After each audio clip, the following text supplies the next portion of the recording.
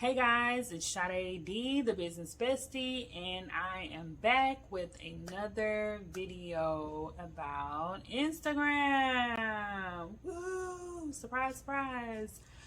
Okay, so we've been covering a lot of different things about Instagram, but today I want to talk about analytics. The nerdy stuff. But it's also the stuff that you need to really pay attention to as a business owner. So today we're going to talk about insights and analytics and how to understand what they're telling you about your business Instagram account. So stick around and let's learn about these numbers. Tell me what you want, what you need. Tell me what you want, what you need. Tell me what you want, what you need. Tell me what you want, what you need. Okay, so the number one insight or analytics that everybody cares about is the follower count. While that may be something that's very, very important because more followers will eventually translate to more dollars in one way or another, right? But what we want to do is focus on building that follower list by checking in on the other analytics that are involved in growing your following. Most importantly, you want to focus on your engagement. What is engagement? Engagement is the combination of likes, comments, shares, and saves on your Instagram account. Engagement is basically who has seen something that you've posted and said, that makes me want to react. It's how people react to what you post and sometimes when and why. So focusing on engagement will build your followers because when you're looking at your engagement and you're seeing who's liking what and when they're liking it and you're starting to see the trends in what they're liking, that then tells you what to create as a content creator. It tells you what your audience wants to see, what your audience will respond to more. And if you recall from, I think it was my first video on how to go viral, your core audience is what drives the potential for you to go viral. So how your audience reacts to your posts first in the initial hour of your posting is what's driving Instagram and the Instagram algorithm to suggest your post to people who are not already following you. So your potential to go viral is based on your audience's engagement and not your follower count. So what we want to be looking at or looking for when we're looking at our insights is what gets the most likes. Compare all of your posts. Look at all of your posts for the month or look at all of your posts for the week. Typically, when I'm doing research to figure out what I should be posting more of for myself or my clients, I'm looking at a full month's view, a 30-day view of what we posted in the past 30 days. Now, disclaimer, you have to have been posting regularly in those 30 days in order to get a good population of content to, analyze. But as I was saying, I look at that 30-day span to see, okay, in these 30 days that I've been consistently posting something, what was it that got the most likes? What was it that got the most engagement? What's my post that got, the most likes or the most comments? And I break it down to a granular level to see, who is reacting and why are they reacting. So it's not always going to be the same post that gets the most likes or the most comments. You may have one post that gets a lot of likes and then a whole nother post that gets a lot of comments. And what you're doing when you are analyzing all the posts to see where they land in that, in that atmosphere, is you're seeing how they're responding to the type of posts you have. So I noticed on my account when I post quotes or when I repost something very short and to the point that encourages my audience, that gets a lot of engagement. That gets a lot of likes. It gets a lot of comments, and more so than the other things that I post. So when I'm looking at that from a 30-day view and I'm filtering from what's gotten the most likes and what's gotten the most comments, and those type of posts are bubbling up to the top, I know now, okay, I need to make sure that at least once a week, I have one of those quotes or encouraging posts in my strategy, in my content plan for the week. I need to make sure that I have those in there regularly, because that's what's driving my engagement. And then I definitely look at how they respond to the value posts that I make. The value posts are graphics or, carousels that tell facts, etc., etc. How are they responding to that? Are they appreciating the information that I'm putting in there, or is that the wrong medium to put out there with that information? Sometimes it's not necessarily the information that you're putting out there, but it's the medium that you're choosing to use.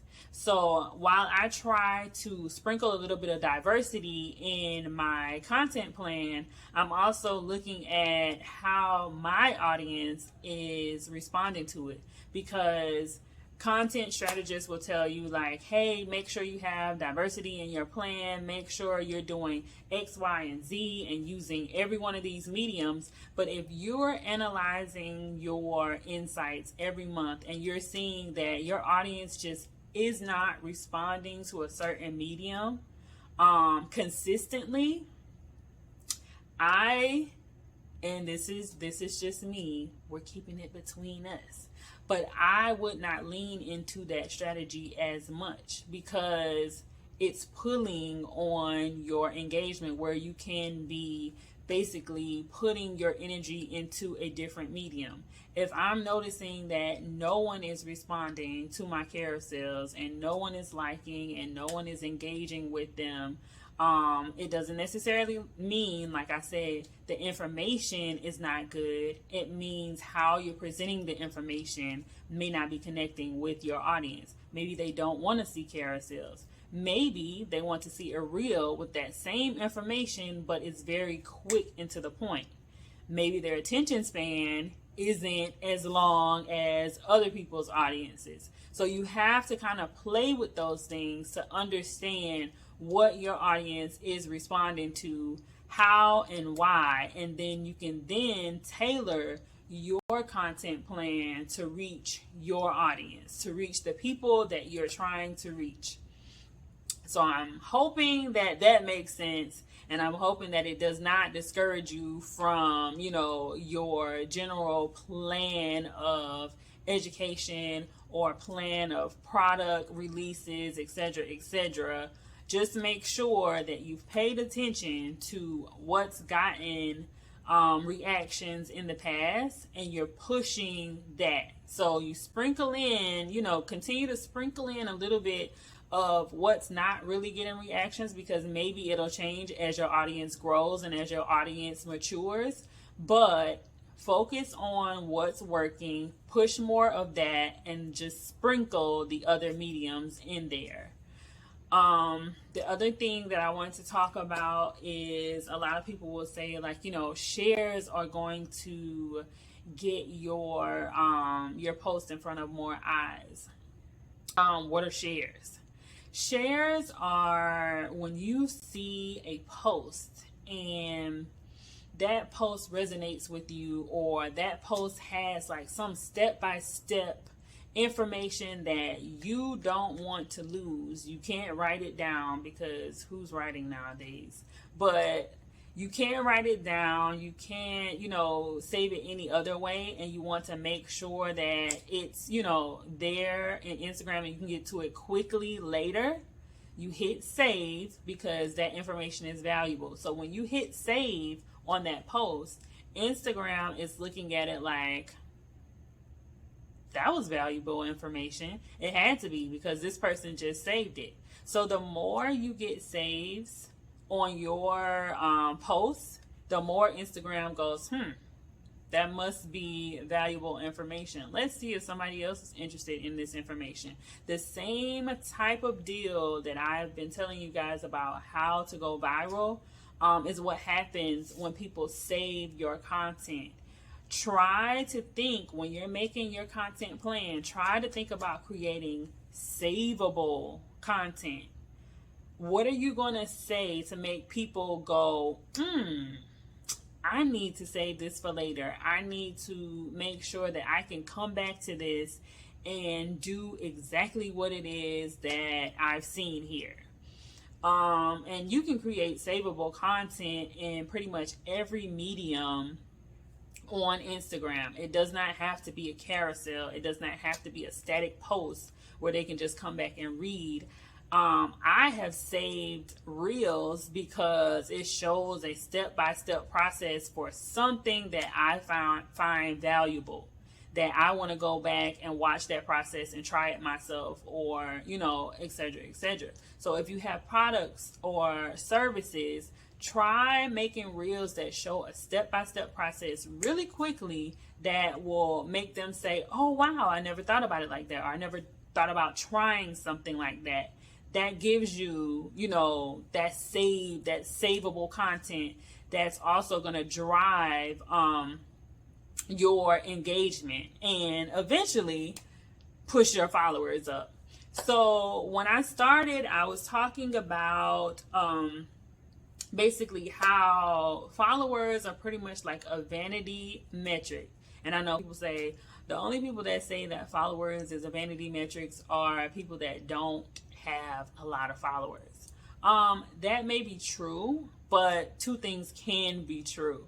They are a vanity metric, but as I stated before, followers can convert to dollars. So you do want followers, but you don't want to solely focus on getting followers, because followers don't automatically translate to dollars. You have to build a relationship with those followers in order to get them to be clients and customers. So building that engagement, starting from the ground up and leading to followers, is what's going to convert your followers into dollars. So you want to have already cultivated a relationship of some sort with your followers by the time they decide to go ahead and follow you, or by the time they decide that, like, you know what, I want to definitely be in the know with this person. What makes them want to be in the know with this person?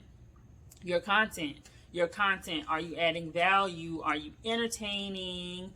Are you showing up regularly? And can they count on you to always have content on this platform? Those are the questions that you pretty much have to ask yourself when you're trying to build your follower count. Because it doesn't just happen that, okay, I'm going to follow a bunch of people and they're going to follow me back, and that's how it's going to work, and I'm going to make all this money. Most small businesses get on Instagram and think like, all right, boom, I'm on Instagram now. I'm going to get so many followers, and I'm going to get so much power and affluence, and I'm going to be an influencer, and etc., etc. It does not work like that. It just doesn't work like that. If we could all snap and have followers and have people purchasing our products and our services in the blink of an eye, we'd all be rich. But There is a method to the madness on social media, and I am attempting to explain that method to the madness in every video that I post around Instagram. There are so many things to consider, and there are so many things in the background behind the beautiful posts that you put out there, behind the beautiful videos that you put out there. There's a lot to consider when you're posting on Instagram. Is it difficult to, grow and thrive? At sometimes. Everybody doesn't grow and thrive at the same rate. However, it's possible. It's doable, and we're going to get your business out there in front of the eyes that you so desperately need to grow your business. I hope that I've said something encouraging here. I hope that I've high level explained insights and analytics and why you need to pay attention to insights and analytics.